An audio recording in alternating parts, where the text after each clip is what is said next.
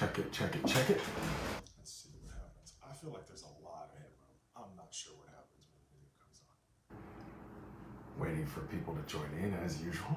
This is the part of the show in the beginning where I look at myself and think about what are you going to say on today's show, Jay? What is going on? When are you going to introduce those things? How are you going to do this? So that's what I do. I prepare. I also look at my hair. Something I'm fond of. Something you guys are fond of. So thank you for that. And of course, we got our mug today. And I'm going to get to that in a minute. So we have a fantastic show for you today.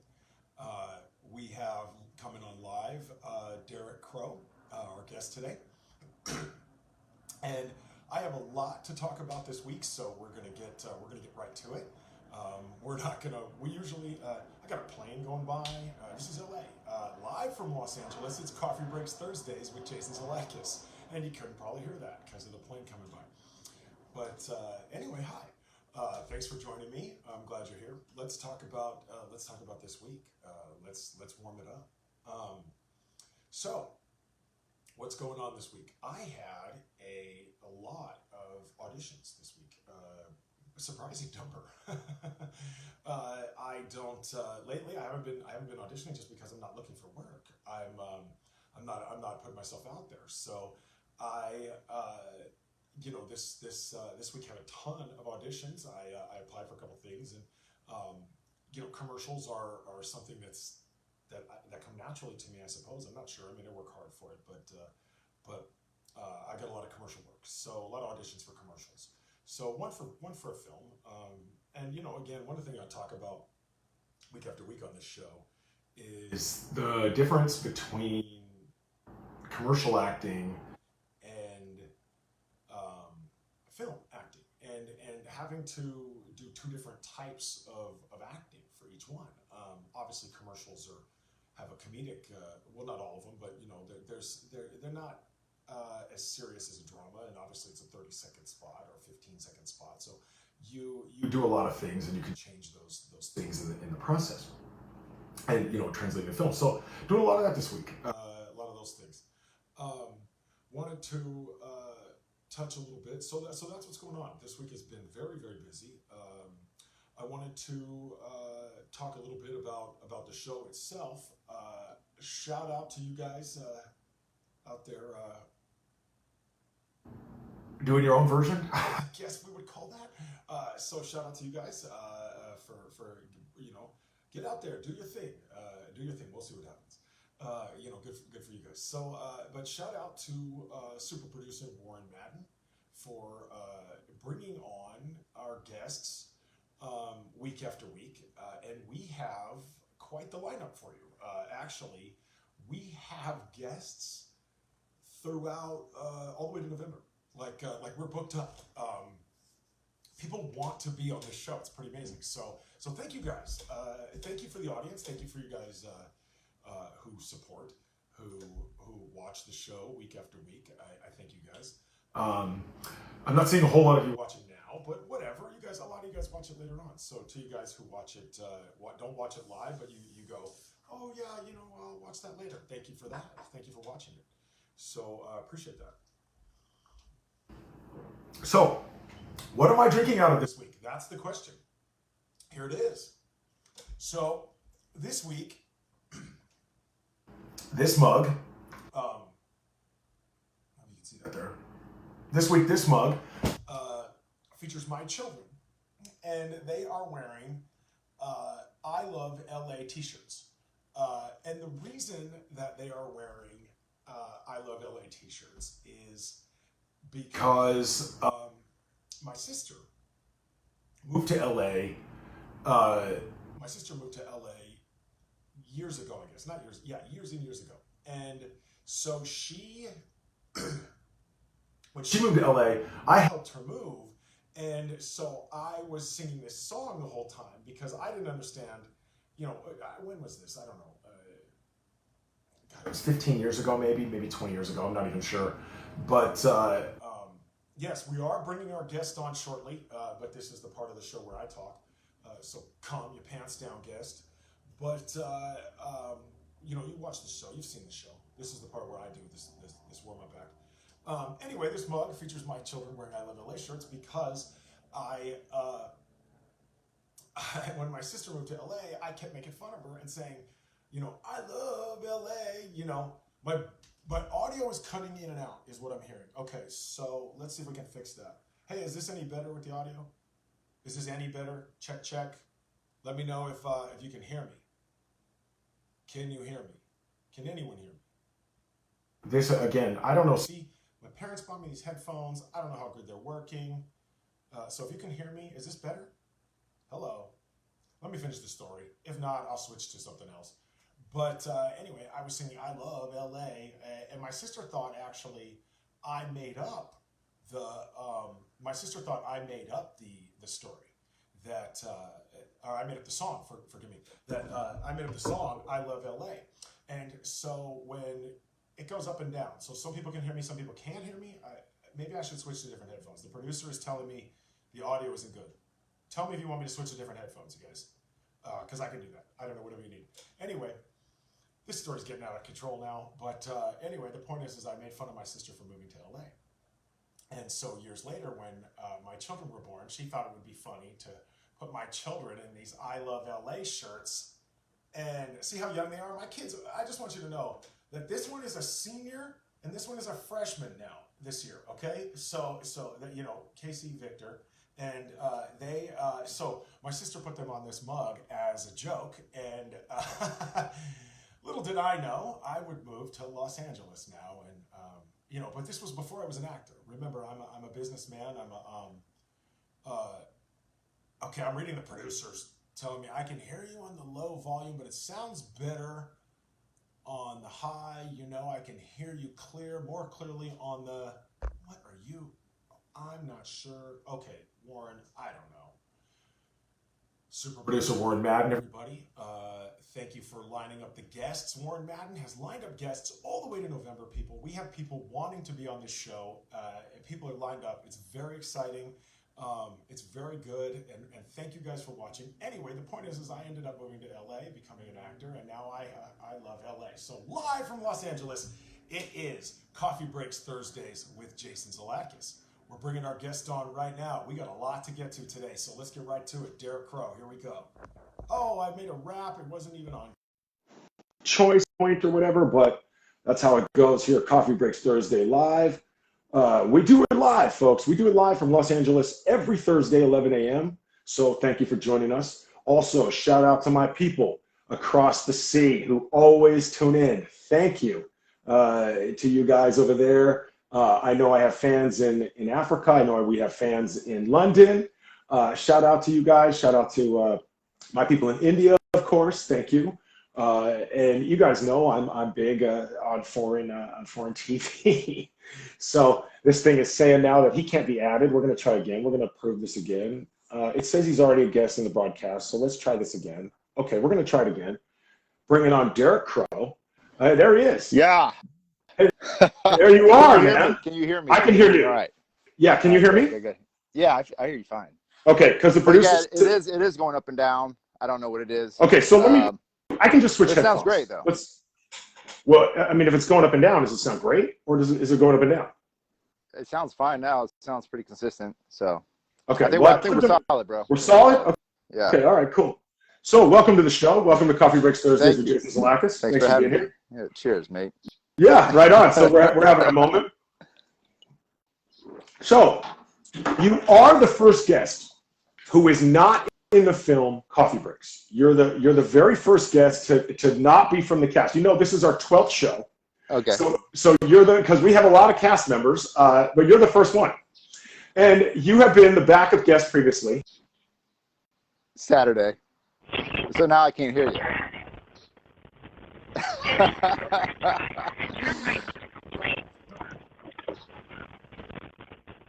Wait, I'm hearing something else now. All right, here we go. Here we go. Okay, is that better? There we go. Boom. Perfect. Okay. All right. Well, you know, to my parents, thank you for buying me those. Mom, I don't know why they don't work. I don't know what you want from me. My dad says the reason my dad bought those for me, Jason, I watch this show every week, and your headphones, your white headphones are distracting. They're dangling, and I think you need some. So that's why my parents bought those. So all right, so you've been the backup guest, and the reason is I know you. You're someone I know in person, and we've worked together before. You can hear me, right? Yeah. Okay. Am I boring you here? Because sit with me. No, I'm okay. just kidding. So yeah, I'm with you. Okay. So what I realized is we've in a lot of movies together, but we haven't actually shot a lot together. And a lot of the stuff we have shot, we'll never see it. Yeah, that's unfortunate. You know, I think COVID really disrupted, all that, and life goes on. So which really sucks though, because my performance I thought was I was nailing it. As the lead in this film, I think I was nailing it. But you as well as the antagonist, and you're talking about the movie King Street. Yeah, King Street. Right, where you play Ramon King. Yeah. And even though you're the title character, I star in the movie. And so that was a joke. I love the way you didn't laugh. Uh-huh. Are you hearing me? No, it's real. You are starring in the movie. Well, just kidding. We were on that path. Right. No. Anyway, we were on that path to making a good film. How much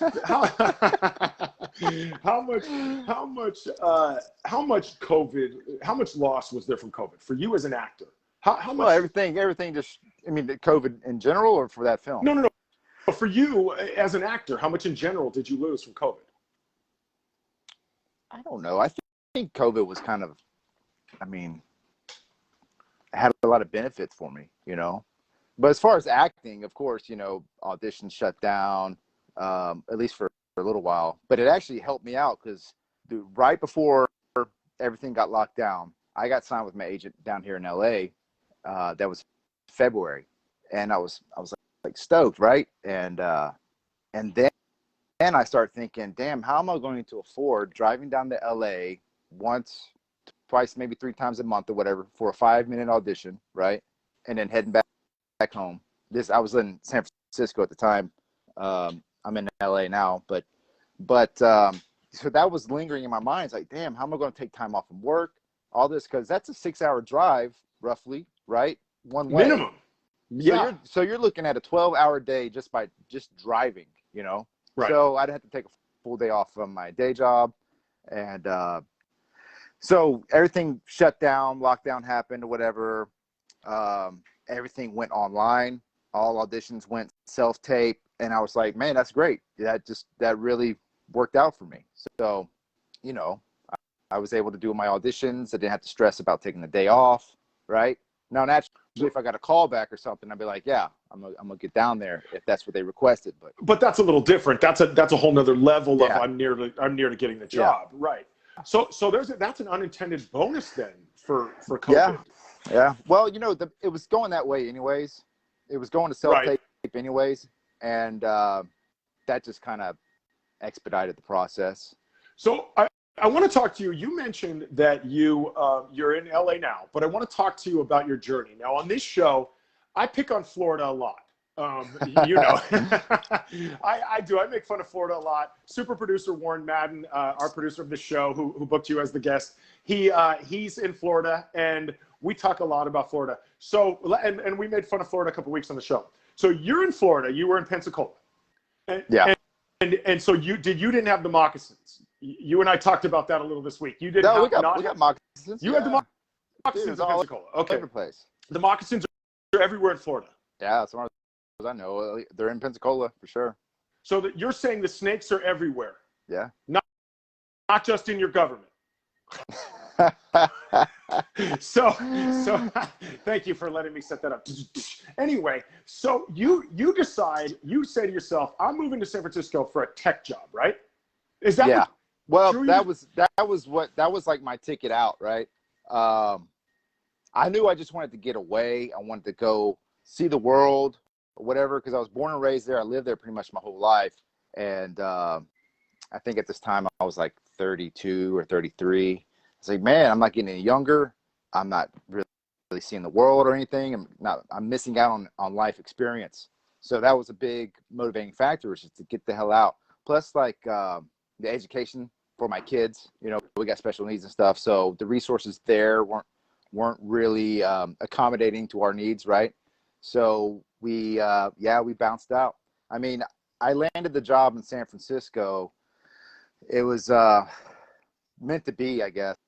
But I submitted applications all over the country, right? Like Nashville, Texas, Chicago, San Diego, LA, San Francisco, right?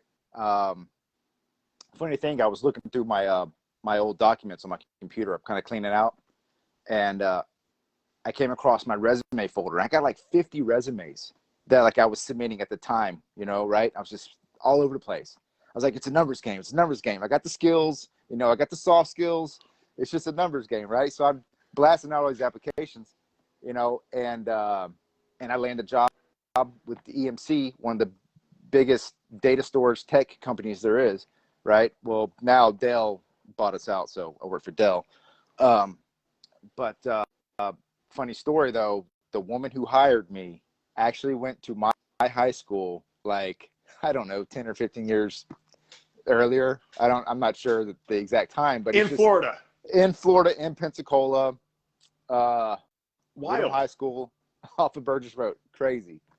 Off of Burgess Road. I was like, no oh way. Yeah, do you know my brother? Because like we're about the same age, She didn't say nothing. So that's what I'm saying. It was like meant to be, right? Okay, so you move to San Francisco. You could have gone anywhere. You moved to San Francisco.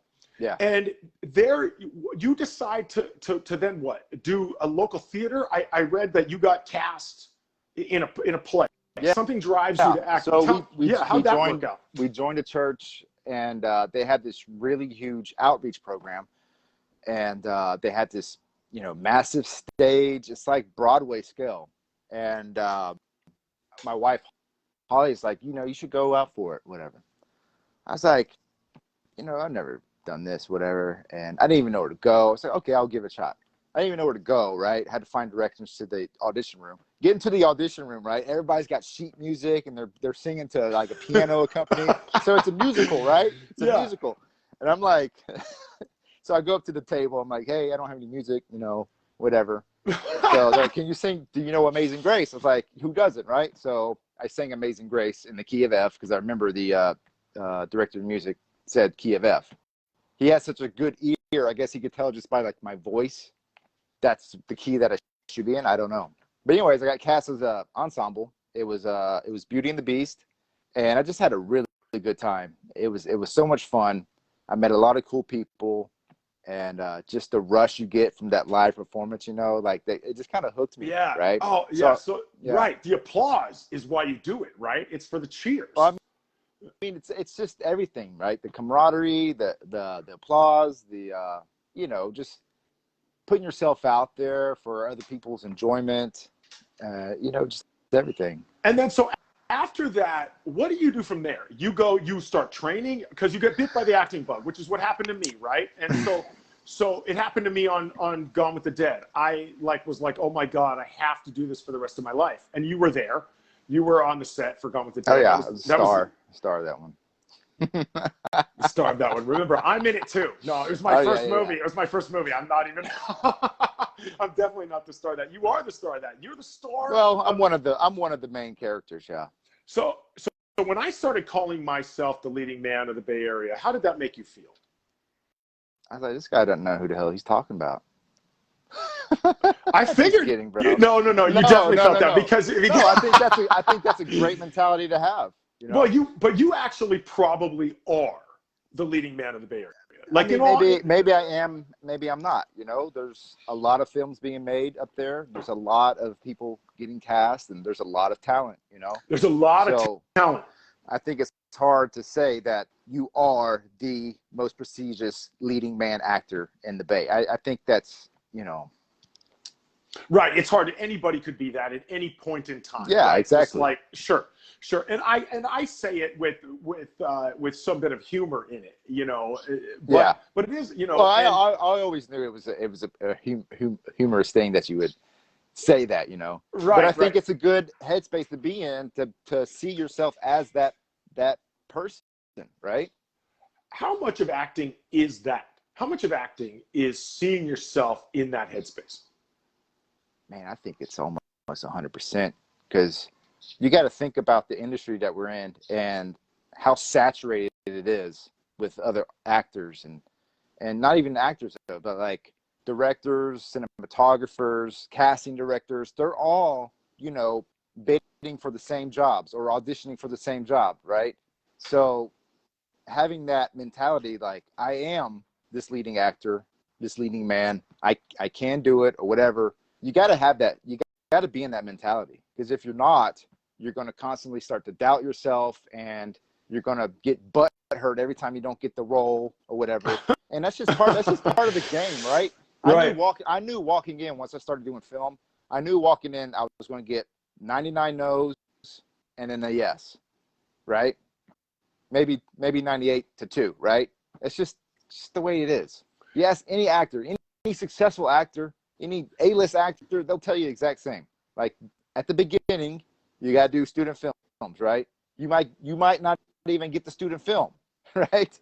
Right. You know what I'm saying? So Right. it's just part of the game, man. You can't let that affect your mentality. You got to stay on point, stay what your purpose is, what's your goal, why are you doing it, right? And just keep knocking on the door. Even like sports stars like Michael Jordan, you know, cut from the basketball team, or Todd McFarlane, obviously, who recreated Spider-Man, had 300 no's. Yeah. You know, I mean, Look at Walt Disney's story. You know, he got fired from the newspaper because he wasn't creative enough. right. You know what I'm saying? Like now look, right? So do you think things like that, do you think like, because I just read this thing and it was sort of like, because, you know, as actors, right, we're supposed to, you know, audition and let it go, which is not something I'm really good at. But I recently read this thing and it was that Eminem lost the 1997 like rap Olympics, but had he won, he would not have been found by Dre. So, you know, so how much is, you know, you just never know, right? So how much is acting doing the training and then letting it go? Or is that, how much is life is that? I mean, yeah, you got to do the training and you mean letting it go, letting go of the audition, right? Is that what you're asking? Yeah, I mean, right, like not tripping about, say, the critiques of your performance, or not tripping about your own critiques of your performance. Like people are always like, "Oh, do you record your stuff? Do you watch your stuff?" And I'm like, "God, no, I don't want to see myself do it." Like, you know what I mean? Like, I don't even want to sound my own voice. So I think you know, I think it is important to kind of do some self-analyzing or whatever, but at the same time, I think it's more important to have outside perspectives looking in, right?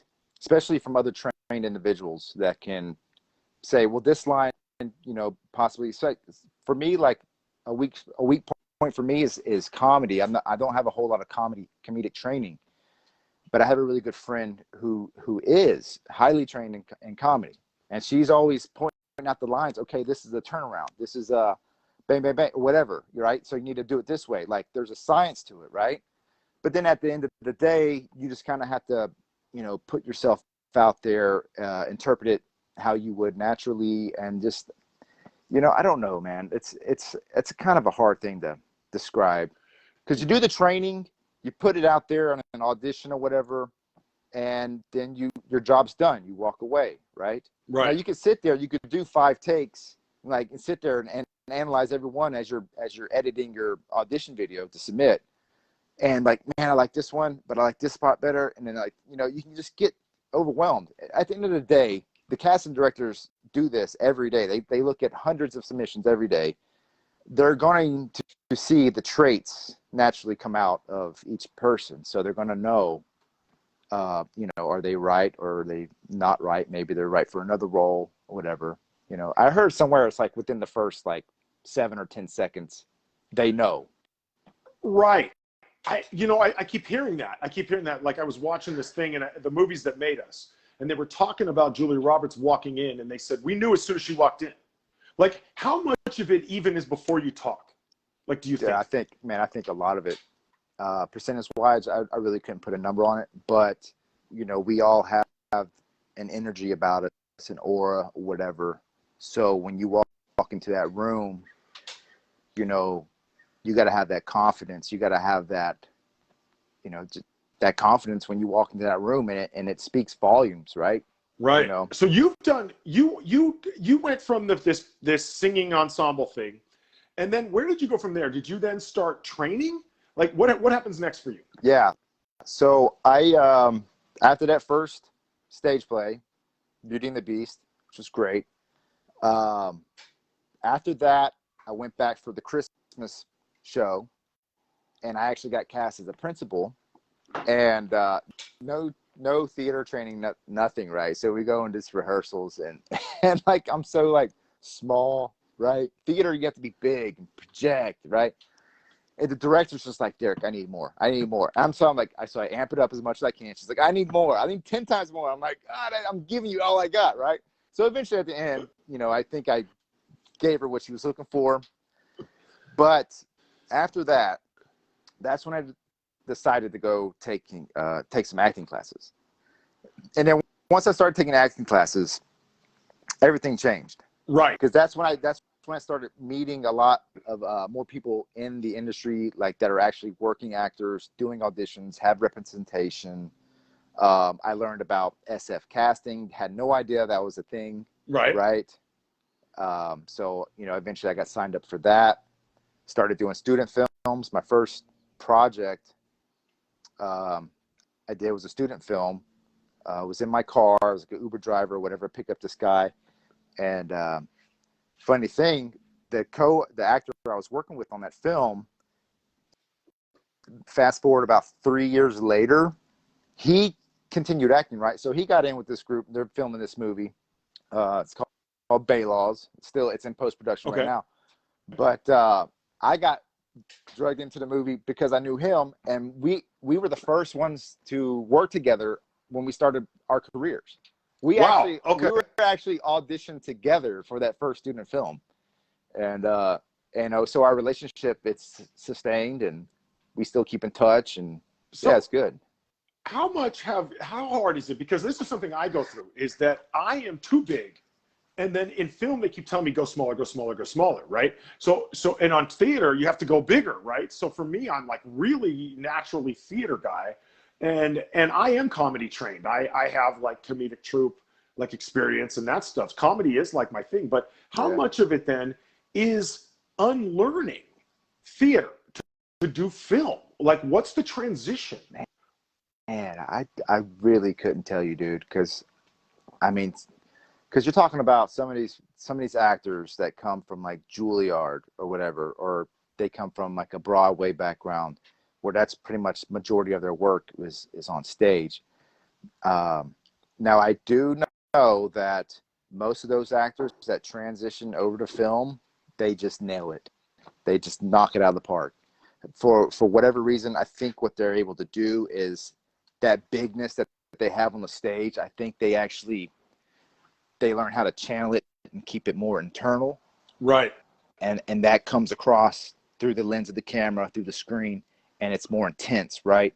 So, because that's what you want, that intensity in film. Right. You gotta have that edge without overplaying that edge, right? Right. So yeah, absolutely. Right. I don't know. I just know that you got to show those colors. You got to have that edge, and you just got to be interesting to watch. Well, that's really the key. And so the idea is that the frame, right, contains all of that. And these theater actors have learned to keep it in that box of the screen. Yeah. Let's talk about, I want to mention something else. And we talked about how you're a very popular Bay Area actor and you've moved away from the Bay Area, but you had a lot of stuff. You are the Bay Area's, leading man.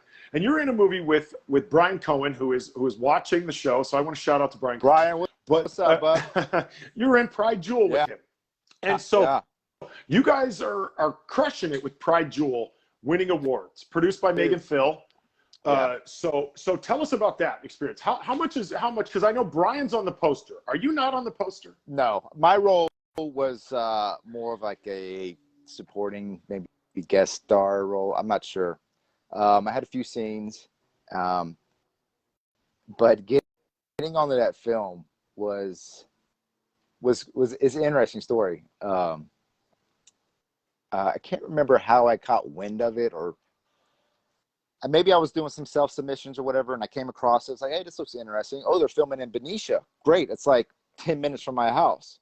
So I submit. The writer, director, producer, Armin, or not producer, but Armin, but he reaches out, hey, like to an audition for one of the main characters. I was like, great, right? So we have this conversation. He's giving me a background of the character, of the story, and his life and stuff. So I do this audition, right? And he liked it. And then I get a call back. I'm with the director and then with another actor, and there's like a chemistry read callback.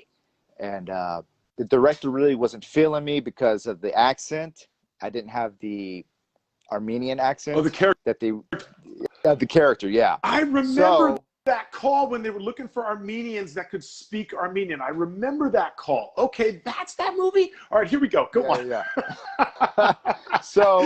So I'm like, I'm talking to Armin. It's like, well, maybe give me a week. Let me see if I can work this accent thing out, right? Because he was having a hard time casting this character. Sure. So he's like, okay, yeah, sounds great. So I'm working on my Armenian accent, right? So like a week later, we have another call, a little Zoom meeting. And I guess he was satisfied with what I did. He's like, all right, let's do it again for the director, right? So like the next day, get the director on. And just the performance wasn't as strong as it was the day before, right? So they weren't feeling it. Of course, right. But I was like, all right, crap. I worked for it. I really worked for it, right? But then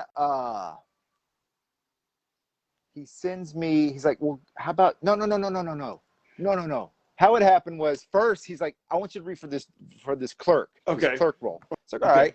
So I do the audition, send it to him. He's like, man, I love it, right? And then he's like, actually, I want you to read for this guy, one of the lead characters, the one I was working with the accent. So I was like, great. I always love it when that happens, right? So yeah, it's better to be a bit, right. I hustle to get that role. Don't get it. It's like, all right. He's like, so he sends me an email. It's like, hey, we're not going to move forward with you on that for that character. But we have a little role at the very end of the film that we think is very important that we'd like to cast you in. Just a couple lines. I'm like, great. I'll take it. Guys, pivotal character. I'll take it. Right. Of course. Closing out. It's the last scene of the film. It's like, you'll see my face. Why not? Right. Right. So I get to be part of the production. So I'm like, cool. So, I got me a little role. And then then like 3 weeks later, maybe, he sends me an email. He's like, hey, did you still have that audition for the clerk, the first audition? Your tape for it? Yeah, my tape. Yeah, I was like, yeah, because the director never saw it, right? Okay. And I was like, yeah, I got it. So I sent it to him, right? Boom. I get cast for the original role that I was auditioning for. Nice. So I went from the original role to fighting for this main lead role to some little, supporting role at the very end, couple lines, to back to the original role. So I got that, right? So, right. And as an actor, you never know until it's you can move around all kinds of different characters. We have a character on Coffee Breaks, the movie, which obviously I'm going to talk about a little bit because Coffee Breaks Thursdays. The reason we're here is because of Coffee Breaks, the movie. But we have a character, one of the actresses, Liz Fletcher, who was moved around to like 4 different characters. And producer Warren is in the film, and he's willing to take any character just to be included. He keeps telling me, I'll move if somebody's going to take that spot. Like, if we can get a bigger star, I'll move my character. So moving a character, you never know. But let's talk about another movie that you're in that I just want to say real quick, though, congratulations to everybody involved with Pride Jewel, because that thing is creating a buzz around the world. I mean, it's winning again and again. It's just, it was winning before it even got produced, before it even shot the film. It was winning from the screenplay. When I look at it, when I look at Pride Jewel, and I did want to shout that out. Good job to Pride Jewel, even though this is, you know, we're not paid to promote Pride Jewel here. We're just doing it. But I was like, dang, dude, how come I wasn't asked to be included in that? And then when you told me it was the Armenian people, I was like, oh yeah, okay, that makes sense. You know what's funny is now that I'm down here in LA, we actually landed a spot in Glendale, which is predominant Armenian territory here. So you could have got cool. You could have shot the film Pride Jewel there. So let's talk about another movie that you're in that I was really excited that you were part of. I wanted to be a part of it, but of course I wasn't asked. You're in Ride Scare. Yeah. And tell it, Ride Scare is, you're in the prequel to the yes. Okay, so Ride Scare by the beginning. Okay, because Ride Scare is by Edward Castillo. Yes. And do you know where Ride Scare the original? Where can we see that? Can anybody see? Where can we see that? Do you know? You can catch that on Amazon Prime. Okay, that's on Prime. Awesome. It might be on Tubi. I think it's on Tubi now. Okay. As well. A lot of fans of this show watch Tubi. I know that. So Tubi's a great place to check out Ride Scare. So you're in Ride Scare the beginning. Yeah. It hasn't even shown yet. Correct. The prequel's coming out. Yeah, they're doing the premiere October 10th. October 10th. Yeah, up in NorCal in Milpitas. And are you going back for that? I will be there filming another film, but I won't be able to make the premiere, unfortunately, because I'll be filming. Unless we get ahead of schedule or something and we get some time off, then I can make the premiere. Which I'm kind of hoping it's going to happen, but you know, who knows? And in the Bay Area, we were a pretty tight-knit group. So the producer of the film you're in knows the other movie premiere is going on. I'm sure they both know each other. Yeah. Yeah. They work together. They work together. That's right. So, okay. So you're talking about Wild Dogs Productions, who we shouted out a couple weeks ago on the show. In fact, we gave away one of their t-shirts on this show. We gave away a Wild Dogs Production shirts. You have a movie coming up for them. You've done a lot of movies for them. Was your first starring role for them, Wild Dogs Productions? No, my first starring was One Against the House. We filmed that January 2019. Yeah, but that was Wild Dogs Productions. That was a Wild Dogs, yeah. That's what I said. That your was first starring role was. Oh yeah, was for Wild Dogs Productions. Yeah, my first feature film lead. Correct. Put it that way. And so One Against the House is out on DVD. It's out on DVD. You can catch it on YouTube at Wild Dogs Productions site on their channel. And right now we're waiting. We're trying to get it on Amazon, but we're having issues with the captioning. So it keeps getting rejected. So I think we have to send them a new captioned file. And how many films have you shot for Wild Dogs? Would you guess? Man. You play the lead for them a lot. Like, you know. I've probably shot 5 films. One Against the House was the lead. All the other ones, well, Near Enemies, pretty much a lead. Yeah, Near the lead ensemble. And I'm in that, but we did not shoot together. Yeah, we didn't shoot together. Right. So I show up on set that day, and I'm like, Derek's not here? What? So, and of course, Trevor Nagel, shout out to him for starring in that film. And you are like you're like number 2 in that movie. Trevor actually kills me in that film. Fun fact about that. Yeah. Fun fact. Yeah. Didn't you watch it? I'm sure you saw it. I did. Yeah, you were there. I was there. We were there. Well, he killed a lot of people, man. He killed a lot of people. So. You and I were at that movie premiere together. We were at Near Enemies together, which was on a boat, which was on a ship, which was a neat premiere. Yeah. The fun fact is I couldn't actually be there that day. That the day that they killed me, I was shooting something else. And so I think I was shooting something huge. I don't remember what it was now, but I had to be on set for Warner Brothers that day. I don't remember any, but anyway, shout out. I was on set for Warner Brothers, but so I couldn't be there the day they killed me. So someone else doubles as my death in that movie, in Near Enemies, the film that you're in. How'd that make you feel? It pretty good. I mean, good and bad. I was like, you guys killed me.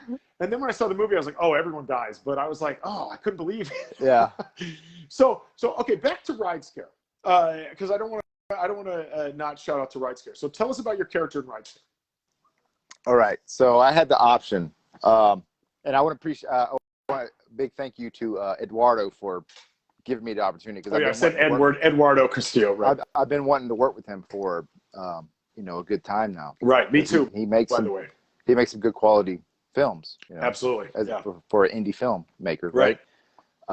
So he reached out, and I guess he liked my work or whatever.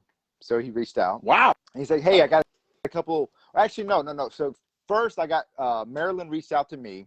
Can you hear me all right? Yeah, I can hear you. Yeah, she reached out to me and said, "Hey, Eduardo is casting for this film. They need a father figure, yada yada yada, whatever." I'm like, "Great, yeah, I'm all about it. When is it?" She's like, "This Sunday." I'm like, "Crap, I can't do it. I'm going to Tahoe, right?" So I was like, "Shit, I'm missing out on this film with Eduardo I've been trying to work with for a couple years." So I'm like, "All right, whatever. It's just how it is, right?" So maybe 3 weeks later, whatever, he reaches out, "Hey, I got a couple of roles I need to fill. Take a look at these," right? So he sends me some sides to 2 different roles, and I immediately I'm drawn to this one character because it's kind of outside of my box. It's something a little bit more of a challenge for me, right? It's a character. So I was like, yeah, let me do this guy, right? Right. And so I played this daytime TV host, motivational speaker. His name's Theodore. And I just had a lot of fun with the character, man. And from what I'm hearing, I haven't seen anything yet. I've heard my voice on the first trailer that he released, but that's it. Haven't seen myself or anything, my performance or nothing. But from what I'm hearing, I really nailed it. So I'm excited. I'm excited to see it. Yeah. You are really like at the point, like you're really, I think, really achieving stuff. Let's talk about, so I want to ask you some fun questions. Okay. I want to change it up a little bit. We talked a little bit about, they're all fun. These are all fun questions. But random stuff now, like away from maybe things that are traditional. Okay. Can I plead the fifth if I want to? You can't. You have to. So you're a bartender in one of your many incarnations. You're a bartender. Yeah. You're a famous bartender around town. I'm just going to say you're famous, right? Yeah. You're famous on the beach with me when we see these fucking headphones. When we go to the beach, you're out there making pina coladas and a bunch of crap. So yeah. Because you and I hang out in real life, right? So okay, you're a bartender. How often does somebody come up and order a drink from a movie? I wanted to know this question because there was a moment there where I was like, you got to have White Russians because Lebowski, right? So yeah, that's a pretty popular common drink though, But I mean, so do people ever go up and go, "Hey, dude, can you make it a White Russian?" Or do they ever go, "Hey, the dude abides"? Like, do they ever or do people come up and go, "Shaken, not stirred"? Like, do people? Yeah. Like, how often? So I get the because a martini primarily is stirred, right, in a mixing glass.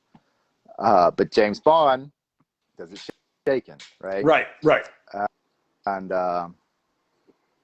I think, does he do a Vespa as well? I'm not sure, but he does it shaken, right? So every now and then you'll get somebody that wants it shaken, right? If you go to some like dingy dive bar, everything there is shaken. They don't have stirring glasses, right? So your martini is going to be shaken whether you want it to be or not, right? Right. But so like as far as like craft cocktails go, yeah, you shake or you stir your martini. So right? you're saying but, James Bond orders not a classy drink? He orders a lesser drink? Well, I don't know if you can label it classy or non-classy, just by the way it's produced, right? But Bond is like, "Can I get a martini, but make it shitty, not stirred." That's one of his. That's like he's. I know it's for that, right? I know it's his famous line, but he should be like, "Stirred, please." Like, I mean, right? Like instead of like, "Can you make my martini like they make it in the ghetto, please?" That would be great. Like, yeah. Okay. So how often do people do that though? Not very often. Man, not very often. Most people come in there, they'll either know what they want or they have no idea what they want. Right? What's the most common drink ordered? Lemon drop martinis, vodka, cran or mimosas. Very simple, basic drinks with sours. You don't make jalapeno margaritas very often? No. So the last bar I was at, we didn't do jalapeno margaritas, which whatever, I didn't create the menu, but we Right. could. That's very simple to do. But if you don't do jalapeno margaritas, I mean, it does it really count? I do. I do jalapeno margaritas. Okay, the last establishment I was at, the last establishment you had, and right? Decided not to do it. Okay, so Yeah. so another question, and I don't think I've ever asked you this. Do you believe in ghosts? Do I believe in ghosts? Yes. Yes, I do. You do. Yeah. And is it because of any, like most people who believe in ghosts have a reason? What's your, like they go, well, I saw one, so I know. Like, tell us your story. Why do you believe in ghosts? Okay, so the house that I lived in for the first 4 years of my life, right? In Florida. Okay. Was haunted. So they say. So, like, my brothers say they see things or saw things. My mother said she's had some experiences. And they tell me, because I was still wearing diapers, right? Right. So my room, there's this one corner in my room that I would not go in. And if they picked me up and walked me to that corner, I would just start screaming, crying. I was so afraid. So Right. I don't know. Obviously, there's some kind of ethereal energy or whatever. But, I'm a really firm believer that what we see, what we are experiencing, there's a whole nother side, right? Of dimension or whatever. Okay, so there could be there's an unseen dimension where the ghosts sort of reside. Yeah, or I mean, ghosts, spirits, because we're nothing but masses of energy, right? Okay. So, right. And it's a law that nothing's created or destroyed; it just changes, right? True. So even when we pass away, the energy just transmutes into a different form. So I'm a big believer of that. Is it dirt? Is it soil, dude? Is that the energy? I guess. We become worm food? I think it goes more than that. But. So is the Ouija board real? Or can you... yeah, I think the Ouija board's real, man. I saw your little pillow at the house the other day. Matter of fact, I was like, this guy's got a Ouija board pillowcase, like just chilling right there. Well, I have a Ouija board tattooed on my arm. So I really don't know. I really don't know because I only did the Ouija board twice in my life. I want to say I was in middle school with my buddy Chris Jones, and he had a Ouija board, right? Okay. So we're doing this thing, whatever, and it's answering the question. But the thing is it a spirit or is it the other guy opposite you that's kind of manipulating? You know what I'm saying? Right. So, but do you think if the Ouija board can contact spirits, do you think Parker Brothers then would be allowed to own it? I mean, is anything that's like contacts the spirit world even patent? I mean, Can you? I mean, I don't know. Right? That was just an idea that I came up with, and I mean, can you patent a crystal ball? Right. So you could sell it, but could you? Right, and knowing how to use it, then I guess would be, and you can sell lots of things that are misused, right? As the YouTube shows. I think the Ouija board they're selling the mysteriousness about it, the concept of contacting the other side. Sure. Right? But I think that's their. You don't think you don't think it's like the phone book to the other side. Then you don't think you can like dial somebody. Like, hey, John Lennon, what's going on? I'm a firm believer that anything's possible, Okay. So. Is anything possible, Derek Crowe? Is anything possible? Anything is possible. Anything. It is. Yeah. But do you have to believe it to make it happen, right? You have to believe it's possible. Yeah. I think. Can you will it? Can you will it? Like The Secret, can you will it into existence? I think so. I think there's a strong manifestation force that can happen if you focus your energy, right? Strong enough, consistent enough. It may not. I mean, not immediate. It's not going to be immediate, right? Right. But over time, I mean, you hear it again and again, like we create our own reality, you know? And when you look back, retrospect, right? It's 2020, you're like, you start to see it. Yeah, I am kind of creating my own reality, you know? Right. So if you can create your own reality, then, which is what I believe, right? I believe that. So how much of the Matrix, which you and I have a lot of friends, because the Matrix was shot in San Francisco, you and I have a lot of mutual friends in the Matrix. Did you land a part in that? Are you in the Matrix? No, I did not. And I wish I did, but. Right. So I didn't either, and neither did a bunch of our friends. But there's a lot of guys out there. Like, I'm kind of like, okay, we get it, you guys. The Matrix is coming. But you said we can craft our own reality. How much of the Matrix is real, you believe? And I'm not saying it's a computer simulation, but how much can you truly download things to your brain? How much can you control your own environment? Man, I really don't know the answer to that question. I mean, it has been said that we only use like 8 to 10% of our brain, you know, our mental capacity. So if you bumped it up another 10%, even to 20%, right? Like we'd be able to learn quicker, more knowledge in a shorter amount of time, learn how to apply it, right? So I think it just has to do with what you focus on, you know, visualization techniques,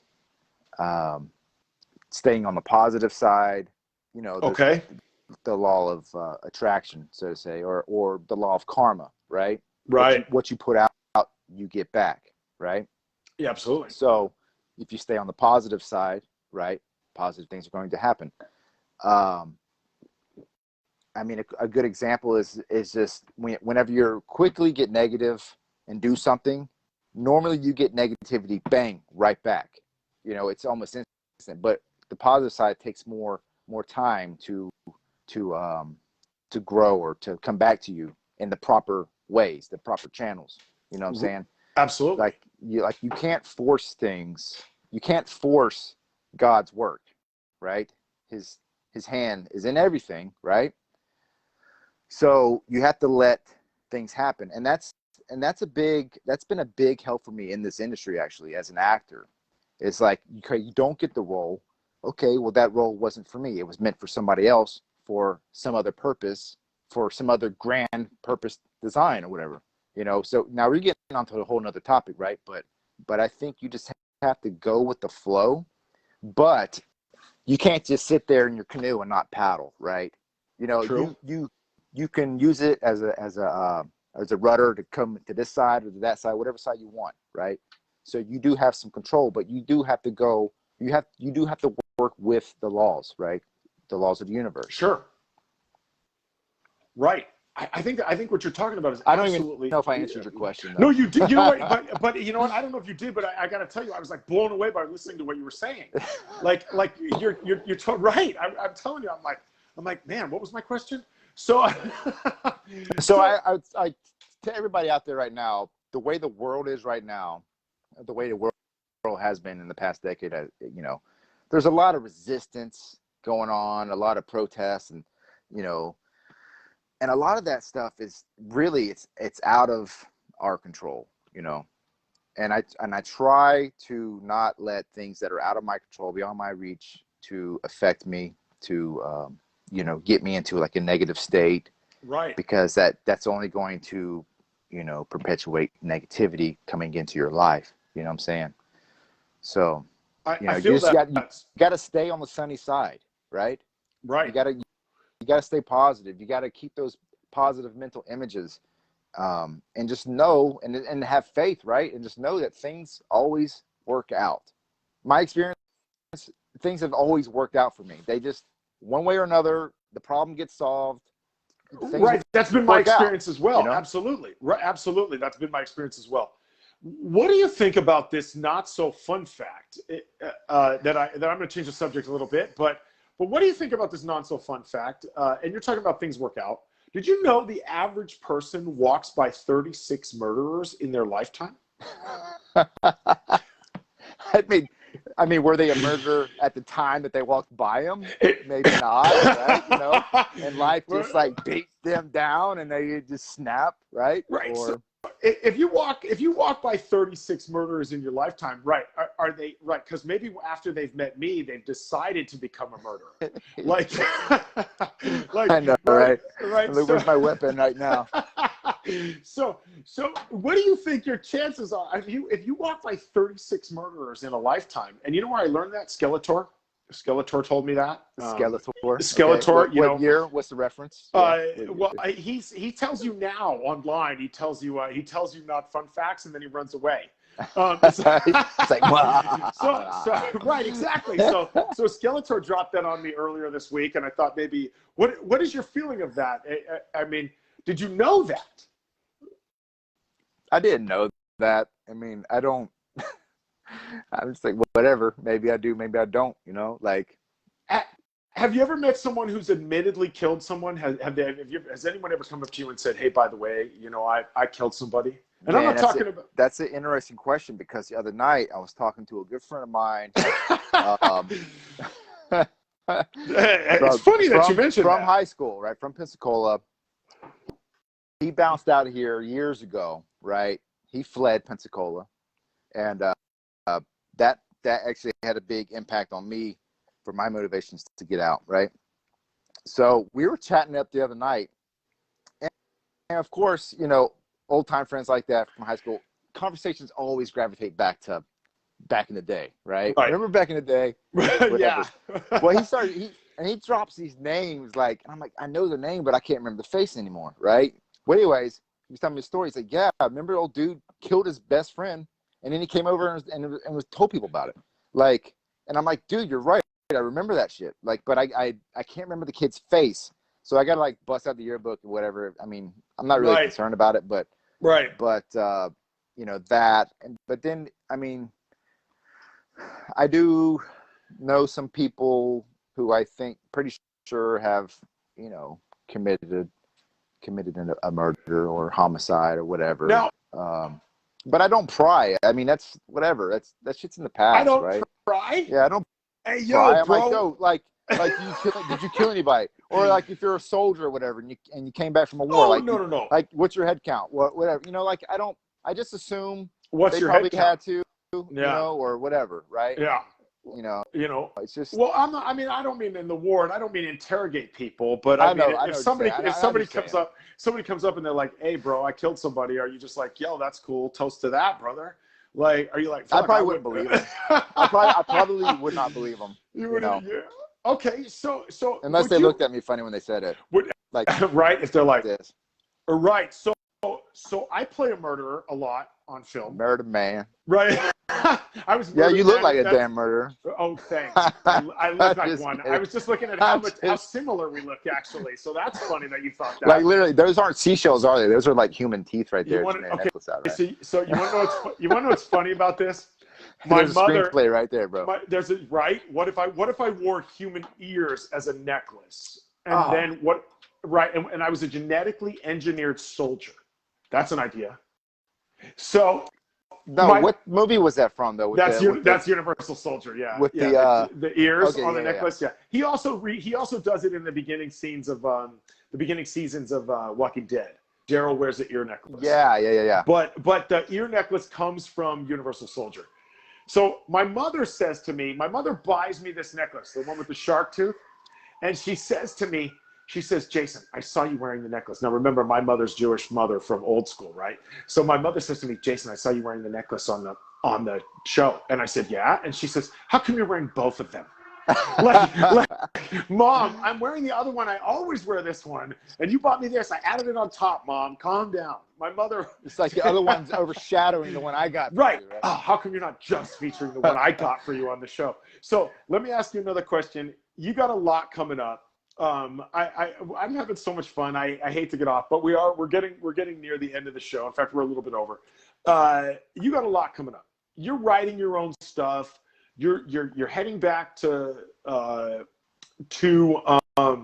Bay Area to film a lot of things going on. Tell us what you got coming up. So I got an indie film down here in LA that I booked, a supporting role, and so Sunday we are filming the trailer for this. I know the actress that I'm working with, she's got a really big following. She's drop dead gorgeous, talented.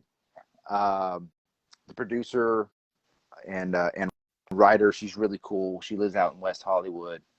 And so we're going to be filming that trailer. And then it looks like October we'll actually start shooting the film. So I'm looking forward to that because that's my first gig since I've been in LA that's here in LA, right? So I'm looking forward to that. It's going to be a romantic comedy. I play this like sleazy landlord,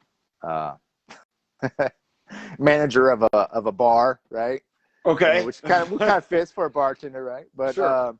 so I'm excited about that. I'm really excited about that to, you know, get my feet on the ground here, meet some new people, you know, network some more, expand my, you know, my network. And then, so at the early October, I'll be back in NorCal filming the longest run for Wild Boss Productions, which I'm excited about that one too, for real, because like the screenplay is really good, solid. I like the vibe of it. I'm the lead character. You know, I play the hero. Nice. And yeah, so I'm you know, I'm always excited to work with those guys because, you know, they put out good products. You know what you're gonna get, and they're just fun to work with. They're cool, you know. So I'm excited about that. But as for that, you know, I'm just auditioning as well, and you know, we'll see what happens. I really don't have a whole lot of more time I can take off this year so I can dedicate towards filming. So I'm just gonna knock these two out right here, close out the year, and then, you know, 2022, I'm gonna start hitting the ground running again and really attacking the game. But you're talking about a lead, and you're talking about a supporting role. There's not much more you can do in even a few months. That's a pretty big challenge. Yeah, I mean, and then once you get into like, you know, November, December, everything kind of shuts down anyways for the holidays and stuff. So, you know, it's good to have that downtime. And I'm still, I mean, I've been in LA a month now. My family's been here 2 months. I've been here a month, so I'm still getting in tune with everything down here, especially with my job and stuff like that. Which, you know, it's playing out. It's playing out. So, you know, I'm excited to be here for sure. You know, yeah, definitely. This is really the way things lined up for us to where we're at, the spot we landed. I got my kids in the proper school, and really that was my primary thing moving down to LA was for my kids' education, right? And I got them into the school where they're really going to thrive, you know. So I'm excited about that. And then, of course, you know, I'm an actor. I'm like, all right, cool. You know, it's like a bonus, right? Right. But, it's a bonus to live in Hollywood. Hey, yeah. Speaking of the 36 murderers thing. Yeah, right? I so just hear these sirens just go by. I'm like, oh, I'm telling you. know. I'm telling you. If there's an app, it's called Citizen. Right? If you haven't ever gone on there, was I telling you about it? You told me the other day on the beach, but that's all right. Go ahead. Yeah. I mean, you get on there and you just see all this whack shit happening, right? Especially in LA, right? It's just like, crazy stories. Oh, I know. Like one of them's like, woman stabbed a man with a sword, right? There's a lot of sword play down here. I keep thinking, like, are they rehearsing? No shit. You know, you may have walked by that lady, you know, and then whatever. But there you go. What if you walked by? You know, there was a bar fight like a third of a mile from my house a few weeks ago. Dude's report guy with a gun, right? Right. Some kind of conflict going on. And then I'm listening to police chatter, and then there's then they report there's a guy with a knife, right? And then there's reports of the EMT on the way, guy stabbed in the neck with a knife. Right. It's like, you know, shit. It's like a third of a mile from the house, right? And it's just, you know, it's just crazy. I'm telling you, there's never not a helicopter. There's always a helicopter. I watched The Comedian on Netflix. Guy is doing stand-up outside. It was taped in 2020, so it's during the COVID part. Yeah. And he's filming outside, and he has to keep stopping for the choppers to go by. And we're talking about coming right now. Right. We're talking about 2020 when people are not supposed to be outside. LA has choppers everywhere. Man, the crooks and crazies, they don't care. Shit. Right. You know? No. LA is wild out here. Yeah, There's a chopper right here. Yeah, and you and I hear it. Shout out to the ghetto bird. Yeah, ghetto bird. Flying over. Always active. We don't even live in the ghetto, but the bird is out there, man. He is out there. It's out there, man. Yeah, it's. I never know if it's the cops or the news, but it's always the cops, and it's out there. So, and you know what? We know how expensive those things are to fly. In San Francisco, we had them, but they were rare. I don't remember seeing them that often. This is a different world down here, man. Different world. Even though San Francisco is California, San Diego is California, LA, it's its own. No, it's entity, a battle zone. man. Right. It's great. It's just completely different. It's a whole nother world. You know. Yeah. It's a whole nother world out here. I don't know what else to say. It's just, it's like, you know, it's just it's the Wild West kind of. Right. Right. Right. And, it is the Wild West on the freeway. But yeah, like on the freeway, just like shit you see. But you know, the traffic ain't bad. I've been conditioned from being up in the San Francisco. It's pretty bad up there too, right? Right. But like here, it's just like even stuff I see on in my day job. It's just like shit I never thought I would see. Never thought. You know. Right. Okay. So So even in San Francisco, people say to me, "Are you worried about the traffic?" I'm like, "It's exactly the same." People say, "Are you worried about the expenses?" I go, "It's exactly the same." To me in San Francisco, to me here, it's the same. Yeah. But I've never in San Francisco been driving and stuck in traffic and seen somebody straight tagging the overpass. Yeah. In broad daylight. Right there. Just right there. Yeah, They don't even care. Oh no, in San Francisco, no, you know, and here they're just like whatever. And I'm like, even if a cop pulls up, what are they going to do? That guy's going to run, jump, and it was a woman. It was a girl. And I was like, she's going to jump the fence and be ghost. They'll never catch her. She'll disappear into that neighborhood. So I'm like, why even bother? But that's how nuts it is here. Yeah, so, it's crazy. So, you know, I want to wrap up. We're past the end of the show. But before I do, you know, I want to have a little more fun. John Lair is going to pop in and say something about the Wild West. The producer, he wants me to mention that John Lair, the guy from Caveman. Yeah. Yeah, he's in the movie Coffee Breaks, you know, with, so Coffee Breaks is why we're here. Coffee Breaks Thursdays with Jason Zalakis, but the film is Coffee Breaks. Anyway, moving on, because we're having fun today. But let's talk about this real quick before we go. Would you swim in a pool that had a dead body in it? No. Okay, but you swam in the ocean the other day. I saw you. Yeah. And how many untold dead bodies are in the ocean? I mean, just humans, or you talking about all species that live in the ocean, right? Come on, man. It's the ocean, dude. So the ocean is okay. There's a saying, when you're trying to solve a problem, say you got like $10,000 in debt, right? Like, oh, I'm gonna start paying my debt off, and you pay $20. There's a saying that's like pissing in the ocean, right? Right. That's not going to do anything. It doesn't do anything. The ocean is so vast. Like, who's worried about that? Nobody's worried about that. How many dead bodies would it take? It only takes one for you to be worried in a pool. How many dead bodies would it take for you to be worried in the ocean? Okay.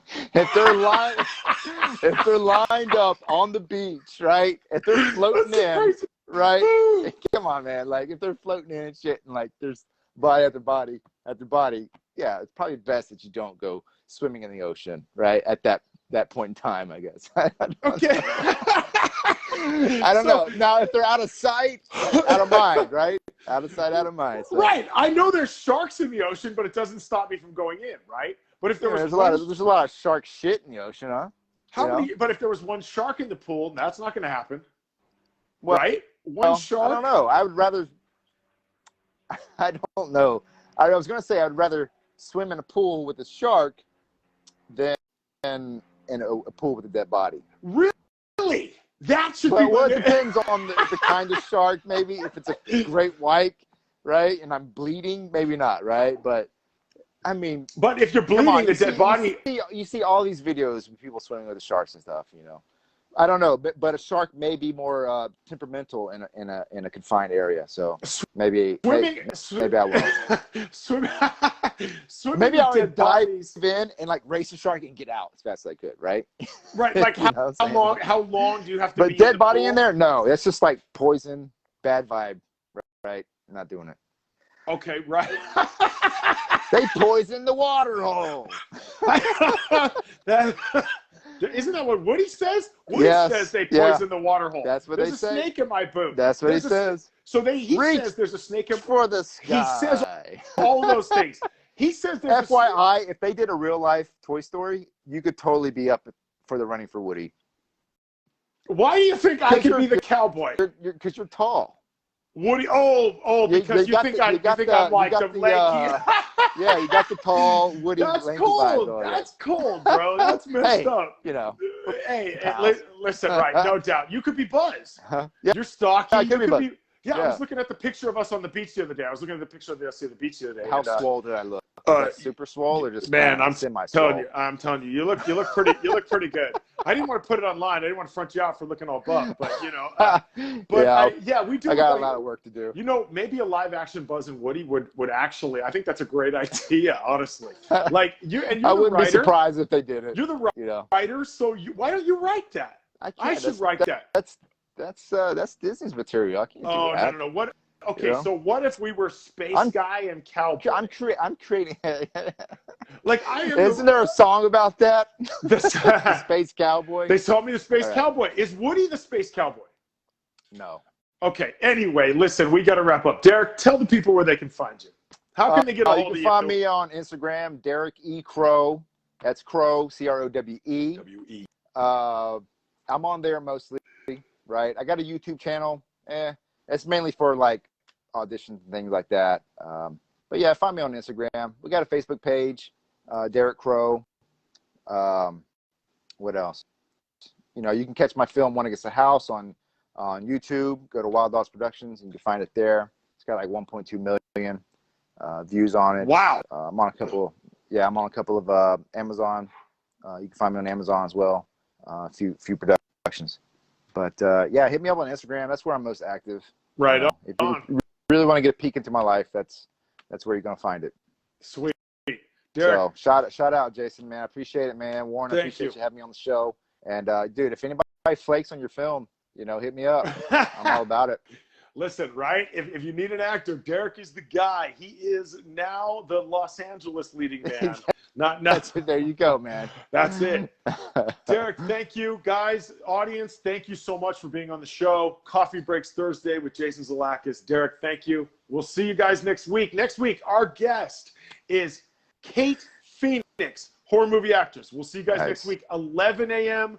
Pacific Standard Time, Thursdays. Coffee Breaks Thursdays with Jason Zalakis. Take it easy, Derek. Peace out.